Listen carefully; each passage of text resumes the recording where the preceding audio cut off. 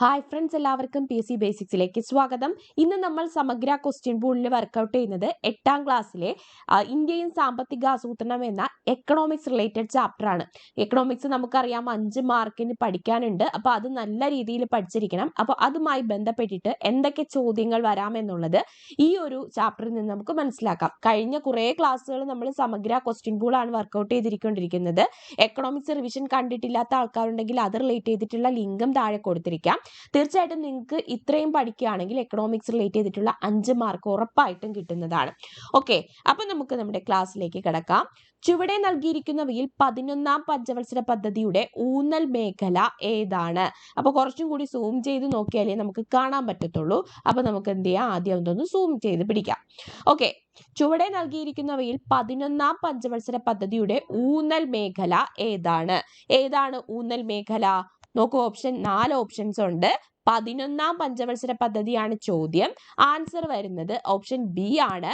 മുഴുവൻ ജനവിഭാഗങ്ങളുടെയും സമഗ്ര വികസനം ലക്ഷ്യമിട്ടുകൊണ്ടാണ് 11ാം പഞ്ചവത്സര പദ്ധതി ആരംഭിച്ചത്. മുഴുവൻ ജനവിഭാഗങ്ങളുടെയും സമഗ്ര വികസനം ഊന്നൽ മേഖലയാക്കിയത് ഏതാണ്? 11ാം പഞ്ചവത്സര പദ്ധതിയാണ്. 1950 രൂപീകൃതമായ ആസൂത്രണ കമ്മീഷൻ മുന്നോട്ട് വെച്ച സാമ്പത്തിക ആസൂത്രണത്തിന്റെ ലക്ഷ്യങ്ങളിൽ പെടാത്തതേത്? പെട്ടതല്ല ചോദ്യം, പെടാത്തത് ഏതെന്നാണ് ചോദ്യം. ആൻസർ ഏത് വരും? തുല്യത പറഞ്ഞിട്ടുണ്ട്, സുസ്ഥിര വികസനം, വളർച്ച, സ്വാശ്രയത്വം. ഏത് ആൻസർ വരും? ആൻസർ വരുന്നത് ഓപ്ഷൻ ബി ആണ്, സുസ്ഥിര വികസനമാണ്. അപ്പോൾ 1950 രൂപീകൃതമായ ആസൂത്രണ കമ്മീഷൻ മുന്നോട്ട് വെച്ച സാമ്പത്തിക ആസൂത്രണ ലക്ഷ്യങ്ങൾ ഏതൊക്കെയാണ്? തുല്യത, വളർച്ച, സ്വാശ്രയത്വം എന്നിവയാണ്. തുല്യത, വളർച്ച, സ്വാശ്രയത്വം എന്നിവയാണ്. ചുവടെ നൽകിയിരിക്കുന്നവയിൽ നീതി ആയോഗിന്റെ ലക്ഷ്യങ്ങളിൽ പെടാത്തതേത്? നീതി ആയോഗിന്റെ ലക്ഷ്യങ്ങൾ ഏതൊക്കെയാണെന്ന് അറിഞ്ഞിരുന്നാലേ ലക്ഷ്യങ്ങളിൽ പെടാത്തത് ഏതെന്ന് കണ്ടുപിടിക്കാനായിട്ട് പറ്റത്തുള്ളൂ. ഏതായിരിക്കും വരുന്നത്? നീതി ആയോഗ് പഞ്ചവത്സര പദ്ധതിക്കും ആസൂത്രണ കമ്മീഷന്റെ എല്ലാം ഡ്യൂട്ടി ഇപ്പം നിർവഹിക്കുന്നത് ആരാണ്? നീതി ആയോഗാണ്. അപ്പൊ നീതി ആയോഗിന്റെ പ്രവർത്തനങ്ങളിൽ പെടാത്തതാണ് അധികാരവും സാമ്പത്തിക വിഭവങ്ങളും പ്രാദേശിക വികസനത്തിന് വിനിയോഗിക്കുന്നതിന് പഞ്ചായത്തുകളെ പ്രാപ്തരാക്കുക എന്നുള്ളത് ആരുടെ ഡ്യൂട്ടി അല്ല? നീതി ആയോഗിന്റെ ഡ്യൂട്ടി അല്ല. പിന്നെ ഏതൊക്കെയാണ്? കാർഷിക മേഖലയിൽ മിശ്ര കാർഷിക ഉൽപാദനം, വ്യവസായ സേവന മേഖലകളിൽ സർക്കാർ പങ്കാളിത്തം കുറയ്ക്കുക, പ്രവാസി ഇന്ത്യക്കാരുടെ വളർച്ചയ്ക്ക് ഉപയുക്തമാക്കുക. ഇതൊക്കെയാണ് നീതി ആയോഗിന്റെ ലക്ഷ്യങ്ങളിൽ പെടുന്നത്. അപ്പൊ പഞ്ചായത്തിനെ പ്രാപ്തരാക്കുക എന്നുള്ള ലക്ഷ്യമൊന്നും ആർക്കില്ല? നീതി ആയോഗിനില്ല. നീതി ആയോഗിന്റെ ഭരണസമിതിയിലെ അനൗദ്യോഗിക അംഗങ്ങൾ ആരെല്ലാം? നീതി ആയോഗിന്റെ ഭരണസമിതിയിൽ ഒഫീഷ്യൽ ആയിട്ടില്ലാത്ത ആൾക്കാർ ആരൊക്കെ ഉണ്ടെന്നാണ് ക്വസ്റ്റ്യൻ. ആൻസർ പ്രധാനമന്ത്രി നിയോഗിക്കുന്ന 4 കേന്ദ്രമന്ത്രിമാരാണ് അനൗദ്യോഗിക അംഗങ്ങൾ. നീതി ആയോഗ് ഭരണസമിതിയിലെ അനൗദ്യോഗിക അംഗങ്ങൾ പ്രധാനമന്ത്രി നിയോഗിക്കുന്ന 4 കേന്ദ്രമന്ത്രിമാരാണ്. ഇന്ത്യൻ ആസൂത്രണ കമ്മീഷന് പകരം വന്ന സംവിധാനം ഏത്? ഇതിന്റെ അധ്യക്ഷൻ ആര്? ഏതാണ്? നീതി ആയോഗാണ്. ഇതിന്റെ അധ്യക്ഷൻ എപ്പോഴും ആരായിരിക്കും? പ്രധാനമന്ത്രി ആയിരിക്കും. ആസൂത്രണ കമ്മീഷൻ ഉണ്ടായിരുന്നപ്പോൾ ആ സമയത്തും അതിന്റെ അധ്യക്ഷൻ ആരായിരുന്നു? പ്രധാനമന്ത്രി ആയിരുന്നു. നീതി ആയോഗ് അതിന് നിലവിൽ വന്നപ്പോഴും അതിന്റെയും അധ്യക്ഷൻ പ്രധാനമന്ത്രിയാണ്. അപ്പൊ എക്സാമിന് ചോദിക്കുകയാണ്, നിലവിൽ നീതി ആയോഗിന്റെ അധ്യക്ഷൻ ആരാണ്? നമ്മുടെ പ്രധാനമന്ത്രിയായ നരേന്ദ്രമോദിയാണ് നീതി ആയോഗിന്റെ അധ്യക്ഷൻ. ത്രിതല പഞ്ചായത്തിലെ വിവിധ തലങ്ങളുടെ പേരെഴുതുക. ഏതൊക്കെയാണ്? സിമ്പിൾ ക്വസ്റ്റ്യൻ ആണ്. ഗ്രാമപഞ്ചായത്ത്, ബ്ലോക്ക് പഞ്ചായത്ത്, ജില്ലാ പഞ്ചായത്ത്. 73, 74 ഭരണഘടനാ ഭേദഗതി നിയമങ്ങൾ ഇന്ത്യയിൽ കൊണ്ടുവന്ന ഭരണ സംവിധാനങ്ങൾ ഏവയ്ക്കാണ്? 73, 74 സിമ്പിൾ ആയിട്ടുള്ള ആൻസർ ആണ്. 73 പറയുന്നത് പഞ്ചായത്തി രാജിനെ പറ്റിയിട്ടും 74ാം ഭരണഘടനാ ഭേദഗതി പറയുന്നത് നഗരപാലിക സംവിധാനങ്ങളെ കുറിച്ചിട്ടാണ്. 73 പഞ്ചായത്തി രാജ്, 74 നഗരപാലിക സംവിധാനങ്ങൾ. അടുത്തത്, പഞ്ചവത്സര പദ്ധതികളിലൂടെ കാർഷിക മേഖലയിൽ നടപ്പിലാക്കിയ ഏതെല്ലാം പരിപാടികളിലാണ് ഹരിത വിപ്ലവത്തിലേക്ക് നയിച്ചത്? പഞ്ചവത്സര പദ്ധതികളിലൂടെ കാർഷിക മേഖലയിൽ നടപ്പിലാക്കിയ ഏതൊക്കെ പദ്ധതികളാണ് ഹരിത വിപ്ലവത്തിലേക്ക് നയിച്ചത്? ഏതൊക്കെ ആയിരിക്കും? ഈ എക്സാമിന് ചോദിക്കുന്നത് താഴെ തന്നിരിക്കുന്നവയിൽ ഹരിത വിപ്ലവത്തിന് കാരണമായ കാര്യങ്ങൾ ഏതൊക്കെയെന്നായിരിക്കും. അപ്പൊ ആൻസർ നമ്മൾ പഠിച്ചു വെക്കണം. അത്യുൽപാദന ശേഷിയുള്ള വിത്തിനങ്ങൾ കൊടുത്തു, ജലസേചന സൗകര്യങ്ങൾ ഉണ്ടാക്കി, രാസവളം, കീടനാശിനികൾ എന്നിവയുടെ പ്രയോഗം കൂട്ടി അല്ലേ? കുറഞ്ഞ പലിശയിൽ സാമ്പത്തിക സഹായം നൽകി. കൃഷി ചെയ്യുന്ന ആൾക്കാർക്ക് കുറഞ്ഞ പലിശയിൽ സാമ്പത്തിക സഹായം നൽകിയപ്പോൾ എന്ത് ചെയ്തു? ഹരിത വിപ്ലവത്തിലേക്ക് നയിക്കുകയാണ് ഉണ്ടായത്. അടുത്തത് എന്താണ്? ഇന്ത്യയിലെ പഞ്ചവത്സര പദ്ധതികളെ കുറിച്ച് ചുവടെ നൽകിയിരിക്കുന്ന ചോദ്യങ്ങൾക്ക് ഉത്തരം എഴുതുക. പഞ്ചവത്സര പദ്ധതികൾ ഇന്ത്യയിൽ നടപ്പിലാക്കുന്നതിന് ഏത് രാജ്യത്തിന്റെ ആസൂത്രണ മാതൃകയാണ് ഇന്ത്യ സ്വീകരിച്ചത്? ഏത് രാജ്യത്തിന്റെയാണ്? സോവിയറ്റ് യൂണിയന്റേതാണ്. ഇന്ത്യൻ പഞ്ചവത്സര പദ്ധതികളുടെ ഉദ്ദേശ്യം എന്തായിരുന്നു? 1ഉം 2ഉം പഞ്ചവത്സര പദ്ധതികളുടെ ഊന്നൽ മേഖലകളേവ? നമുക്കറിയാം സോവിയറ്റ് യൂണിയൻ ആണ് പഞ്ചവത്സര പദ്ധതി എന്ന ആശയം നമ്മൾ കടമെടുത്തത്. ഒരു പ്രത്യേക മേഖലയ്ക്ക് മുൻഗണന നൽകി 5 വർഷം കൊണ്ട് ലക്ഷ്യം നേടുക എന്നതാണ് പഞ്ചവത്സര പദ്ധതികളുടെ ഉദ്ദേശം. കാർഷിക മേഖല, വ്യാവസായിക മേഖല എന്നിവയാണ് 1ഉം 2ഉം പഞ്ചവത്സര പദ്ധതി ഊന്നൽ നൽകിയ മേഖലകൾ. പ്രാദേശിക വികസനം സാധ്യമാക്കുന്നത് പഞ്ചായത്തുകളെ എങ്ങനെ തരംതിരിച്ചിരിക്കുന്നു? ഓരോന്നിന്റെയും പ്രവർത്തനം വിശദമാക്കുക. അപ്പോൾ നമുക്കറിയാം ഗ്രാമപഞ്ചായത്ത്, ബ്ലോക്ക് പഞ്ചായത്ത്, ജില്ലാ പഞ്ചായത്ത് എന്നത് വേർതിരിച്ചിട്ടുണ്ട്.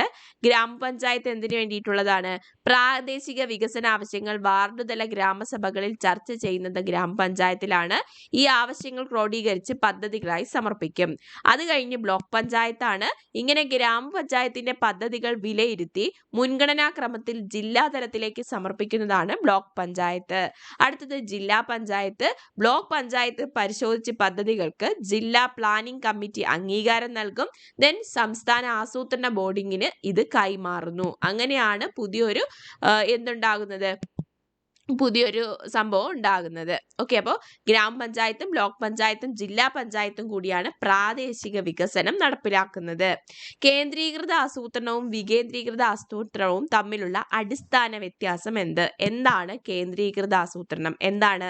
ദേശീയ തലത്തിൽ പദ്ധതികൾ ആസൂത്രണം ചെയ്ത് നടപ്പിലാക്കിയിരുന്ന രീതിയാണ് കേന്ദ്രീകൃത ആസൂത്രണം എന്നറിയപ്പെടുന്നത്. ഇനി അധികാരങ്ങളും സാമ്പത്തിക വിഭവങ്ങളും പ്രാദേശിക വികസനത്തിന് വിനിയോഗിക്കാൻ ത്രിതല പഞ്ചായത്തുകൾക്ക് അവസരം നൽകുന്നതിനെയാണ് വികേന്ദ്രീകൃത ആസൂത്രണം എന്നറിയപ്പെടുന്നത്. അപ്പൊ വികേന്ദ്രീകൃത ആസൂത്രണം പഞ്ചായത്തുമായി ബന്ധപ്പെട്ടതാണ്. ത്രിതല പഞ്ചായത്തുകൾക്ക് പ്രാദേശിക വികസനത്തിന് ഈ സമ്പത്തും അധികാരവും ഉപയോഗിക്കാൻ കഴിയുന്ന ആ ഒരു സംഭവത്തിനെയാണ് വികേന്ദ്രീകൃത ആസൂത്രണം എന്നുദ്ദേശിക്കുന്നത്. സുസ്ഥിര വികസനം ലക്ഷ്യമിട്ട് 12ാം പഞ്ചവത്സര പദ്ധതിയുടെ കാലയളവ് എത്ര? 12ാം പഞ്ചവത്സര പദ്ധതിയുടെ ലക്ഷ്യം എന്താണ്? സുസ്ഥിര വികസനമാണ്. ദെൻ ഇതിന്റെ കാലയളവ് എത്ര? 2012 മുതൽ 2017 വരെയാണ് 12ാം പഞ്ചവത്സര പദ്ധതിയുടെ കാലയളവ്. അവസാനത്തെ പഞ്ചവത്സര പദ്ധതിയായിരുന്നു 12ാം പഞ്ചവത്സര പദ്ധതി. ഇതിന്റെ കാലയളവ് 2012 മുതൽ 2017 വരെ. 7ാം പഞ്ചവത്സര പദ്ധതിയുടെ പ്രധാന ലക്ഷ്യം എന്തായിരുന്നു? 7ാം പഞ്ചവത്സര പദ്ധതിയുടെ ലക്ഷ്യം ആധുനികവൽക്കരണം, തൊഴിലവസരങ്ങളുടെ വർധനവ് എന്നതാണ് 7ാം പഞ്ചവത്സര പദ്ധതിയുടെ ലക്ഷ്യം. ദെൻ ദാരിദ്ര്യ നിർമ്മാർജ്ജനം ലക്ഷ്യമിട്ട ഇന്ത്യയുടെ പഞ്ചവത്സര പദ്ധതി ഏത്? ദാരിദ്ര്യ നിർമ്മാർജ്ജനം ലക്ഷ്യമിട്ട ഇന്ത്യയുടെ പഞ്ചവത്സര പദ്ധതി ഏതാണ്? ഗരീബി ഹഠാവോ എന്നൊക്കെ മുഴങ്ങിക്കേട്ട ഏതാണ്? 5ാം പഞ്ചവത്സര പദ്ധതിയാണ്. 5ാം പഞ്ചവത്സര പദ്ധതി. ധവള വിപ്ലവം, നീല വിപ്ലവം എന്നിവ കൊണ്ട് അർത്ഥമാക്കുന്നത് എന്ത്? ധവള വിപ്ലവം എന്താണ്? പാലുൽപ്പന്നങ്ങൾ എന്നിവയിൽ ഉണ്ടായ വർധനവാണ് ധവള വിപ്ലവം. നീല വിപ്ലവം മത്സ്യോൽപാദന മേഖലയിൽ ഉണ്ടായ ഗണ്യമായ പുരോഗതിയാണ് നീല വിപ്ലവം എന്നതുകൊണ്ട് അർത്ഥമാക്കുന്നത്. ഹരിത വിപ്ലവം എന്താണ്? കൃഷിയുമായി ബന്ധപ്പെട്ടിട്ടുണ്ടായതാണ് ഹരിത വിപ്ലവം. അത്യുൽപാദന ശേഷിയുള്ള വിത്തിനങ്ങൾ, ജലസൗകര്യങ്ങൾ, രാസവളം, കീടനാശിനികൾ, കുറഞ്ഞ പലിശയിൽ സാമ്പത്തിക സഹായം എന്നിവ ഉപയോഗപ്പെടുത്തി കാർഷിക ഉൽപാദനത്തിൽ വരുത്തിയ ഗണ്യമായ പുരോഗതിയാണ് ഹരിത വിപ്ലവം എന്നറിയപ്പെടുന്നത്. ഭക്ഷ്യധാന്യങ്ങളുടെ കാര്യത്തിൽ പ്രത്യേകിച്ച് നെല്ല്, ഗോതമ്പ് എന്നിവയുടെ ഉൽപാദനത്തിൽ സ്വയം പര്യാപ്തത കൈവരിക്കാനും വിദേശ ആശ്രയത്വം ഇല്ലാതാക്കാനും ഹരിത വിപ്ലവം വഴി സാധിച്ചു. ഇതൊക്കെ ജസ്റ്റ് ഓർമ്മിച്ചിരിക്കാനുള്ളതാണ്. അടുത്തത് സ്ഥിരം PSC ചോദിക്കുന്ന ഒരു ക്വസ്റ്റ്യൻ ആണ്. അണക്കെട്ടുകൾ ഇന്ത്യയുടെ വികസനത്തിന്റെ മഹാക്ഷേത്രങ്ങൾ ഇങ്ങനെ അഭിപ്രായപ്പെട്ടത് ആരാണ്? ആൻസർ ജവഹർലാൽ നെഹ്റു ആണ്. ജവഹർലാൽ നെഹ്റു ആണ് പറഞ്ഞത് അണക്കെട്ടുകൾ ഇന്ത്യയുടെ വികസനത്തിന്റെ മഹാക്ഷേത്രങ്ങളെന്ന്. ഏത് വർഷമാണ് ഇന്ത്യയിൽ ആസൂത്രണ കമ്മീഷന് രൂപം നൽകിയത്? ഏത് രാജ്യത്തിന്റെ ആസൂത്രണ മാതൃകയാണ് ഇന്ത്യ സ്വീകരിച്ചത്? ഏത് രാജ്യത്തിന്റെയാണ്? ആൻസർ പറയാം. 1950 സോവിയറ്റ് യൂണിയന്റെ മാതൃകയാണ് ഇന്ത്യ സ്വീകരിച്ചത്. ഏത് വർഷമാണ്? 1950. ആധുനികവൽക്കരണം രാഷ്ട്ര പുരോഗതിക്ക് സഹായകമാകുന്നത് എങ്ങനെയെന്ന് വിശദീകരിക്കുക. ആധുനികവൽക്കരണം എന്ന് പറയുമ്പോൾ അത് രാഷ്ട്ര പുരോഗതി ഉണ്ടാക്കും, സമയലാഭവും സാമ്പത്തിക നേട്ടവും ഉണ്ടാക്കും, ജീവിത നിലവാരവും സുരക്ഷിതത്വവും വർദ്ധിപ്പിക്കും, ഗവൺമെന്റിന്റെ സേവനങ്ങൾ വളരെ വേഗം ജനങ്ങളിൽ എത്തും, സ്ത്രീകളുടെ അവകാശ സംരക്ഷണം, സാമൂഹിക സുരക്ഷിതത്വം, സാമൂഹിക മാറ്റങ്ങൾ എന്നിവയൊക്കെ ആധുനികവൽക്കരണം വഴി ഉണ്ടാകുന്നു. ആധുനികവൽക്കരണം നൂതന സാങ്കേതിക വിദ്യയുടെ പ്രയോജനപ്പെടുത്തൽ മാത്രമല്ല, സമൂഹത്തിന്റെ കാഴ്ചപ്പാടിലുള്ള മാറ്റം കൂടിയാണ്. അതങ്ങനെ പറയാനുള്ള കാരണം എന്താണ്? ഈ ആധുനികവൽക്കരണത്തിന്റെ ഭാഗമായിട്ട് സ്ത്രീകളുടെ അവകാശ സംരക്ഷണവും സാമൂഹിക സുരക്ഷിതത്വവും പുതിയ സാമൂഹിക മാറ്റങ്ങൾ കൂടി ഉൾക്കൊണ്ടുകൊണ്ട് അല്ലെങ്കിൽ ലക്ഷ്യമാക്കിക്കൊണ്ടാണ് ആധുനികവൽക്കരണം വന്നിട്ടുള്ളത്. ചുവടെ ചേർത്തിരിക്കുന്ന പ്രസ്താവനകൾ ഇന്ത്യൻ സാമ്പത്തിക ആസൂത്രണത്തിന്റെ ലക്ഷ്യങ്ങളുമായി ബന്ധപ്പെട്ടതാണ്. ആ ലക്ഷ്യങ്ങൾ ഏതെന്ന് എഴുതുക. സാങ്കേതിക വിദ്യയുടെ വികാസം ഉൽപാദന വർധനവിനും മനുഷ്യപ്രയത്നത്തിന്റെ ലഘൂകരണത്തിനും കാരണമാകുന്നു. കൃഷിയിലും വ്യവസായത്തിലും സേവന മേഖലയിലും സ്വയം പര്യാപ്തത നേടാൻ കഴിയുന്നു. ഏതൊക്കെയാണ് ലക്ഷ്യങ്ങൾ? ആധുനികവൽക്കരണമാണ് ഒന്നാമത്തത്, പിന്നീട് സ്വാശ്രയത്വമാണ്. ഒന്നാമത്തത് സാങ്കേതിക വിദ്യയുടെ വികാസം, അതെന്താണ്? ആധുനികവൽക്കരണത്തെ പറ്റിയാണ് പറയുന്നത്. കൃഷിയിലും വ്യവസായത്തിലും സേവന മേഖലയിലും സ്വയം പര്യാപ്തത നേടുക വഴി സ്വാശ്രയത്വമാണ് കൈവരിക്കുന്നത്. അടുത്തത് ഇന്ത്യൻ സാമ്പത്തിക ആസൂത്രണത്തിന്റെ ചില ലക്ഷ്യങ്ങൾ താഴെ നൽകിയിരിക്കുന്നു. അവ വിശദമാക്കുക. തുല്യത, വളർച്ച എന്നിവയാണ് ലക്ഷ്യങ്ങൾ. തുല്യത എന്നാൽ ഇന്ത്യയിലെ എല്ലാ പൗരന്മാർക്കും അടിസ്ഥാന ആവശ്യങ്ങളായ ആഹാരം, വസ്ത്രം, പാർപ്പിടം, വിദ്യാഭ്യാസം, കുടിവെള്ളം, ആരോഗ്യരക്ഷ തുടങ്ങിയവ നിറവേറ്റുകയും സമ്പത്തിന്റെ നീതിപൂർവമായ വിതരണം സാധ്യമാവുകയും ചെയ്യുക എന്നതിനെയാണ് തുല്യത കൊണ്ട് ഉദ്ദേശിക്കുന്നത്. ഇനി വളർച്ച എന്നാൽ രാജ്യത്തെ മൊത്തം സാധനങ്ങളുടെയും സേവനങ്ങളുടെയും ഉൽപാദന വർധനവാണ് വളർച്ച. പ്രാഥമിക, ദ്വിതീയ, തൃതീയ മേഖലകളിലെ ഉൽപാദന വർധനവിന്റെ അടിസ്ഥാനത്തിലാണ് വളർച്ച കണക്കാക്കുന്നത്.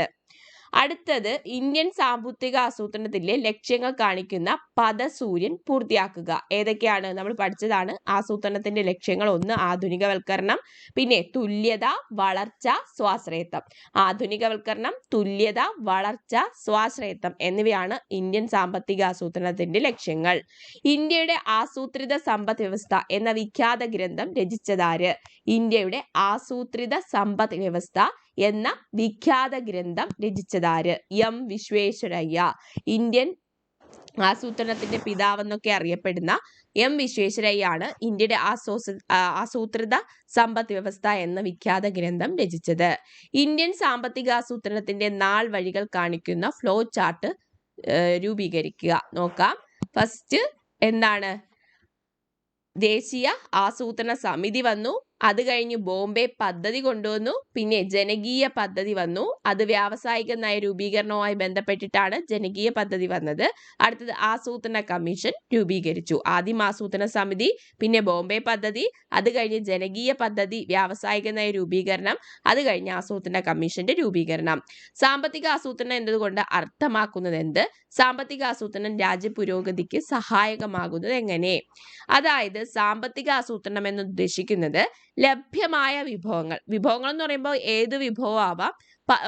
മാനവ വിഭവം, മനുഷ്യനൊരു വിഭവമാണ്. അതുപോലെ എല്ലാ വിഭവങ്ങളും വെച്ചിട്ട് പരമാവധി ഉപയോഗപ്പെടുത്തി സമൂഹത്തിന്റെ പ്രധാന സാമ്പത്തിക ലക്ഷ്യങ്ങൾ നേടാൻ നടത്തുന്ന മുന്നൊരുക്കത്തിനെയാണ് സാമ്പത്തിക ആസൂത്രണം എന്ന് വിളിക്കുന്നത്. ലഭ്യമായ വിഭവങ്ങൾ പരമാവധി ഉപയോഗപ്പെടുത്തി സാമ്പത്തിക വളർച്ചയെ ത്വരിതപ്പെടുത്തുകയാണ് ചെയ്യുന്നത്. അടുത്ത ക്വസ്റ്റ്യൻ നോക്കാം. ആധുനികവൽക്കരണം രാഷ്ട്ര പുരോഗതിക്ക് സഹായകമാകുന്നു എങ്ങനെ? ഇത് നമ്മൾ പറഞ്ഞ കാര്യമാണ് ഈ ഒരു ക്വസ്റ്റ്യൻ. അടുത്തത് ഇത് നമ്മൾ ഡിസ്കസ് ചെയ്തു. ചുവടെ നൽകിയിരിക്കുന്ന ആസൂത്രണ രീതികൾ ഏതെല്ലാം? ദേശീയ തലത്തിൽ പദ്ധതികൾ ആസൂത്രണം ചെയ്ത് നടപ്പിലാക്കുന്നു. എന്ത് പറയും? കേന്ദ്രീകൃത ആസൂത്രണം എന്ന് പറയും. അധികാരവും സാമ്പത്തിക വിഭവങ്ങളും ത്രിതല പഞ്ചായത്തുകൾ പ്രാദേശിക വികസനത്തിന് വിനിയോഗിക്കുന്നു. എന്താണ്? വികേന്ദ്രീകൃത ആസൂത്രണമാണ്. ഇത് നമ്മൾ നേരത്തെ ഒരു ക്വസ്റ്റ്യനിൽ പറഞ്ഞ കേസാണ്. വ്യവസായ സേവന മേഖലകളിൽ സർക്കാർ പങ്കാളിത്തം കുറയ്ക്കുക എന്നത് നീതി ആയോഗിന്റെ ഒരു ലക്ഷ്യമാണ്.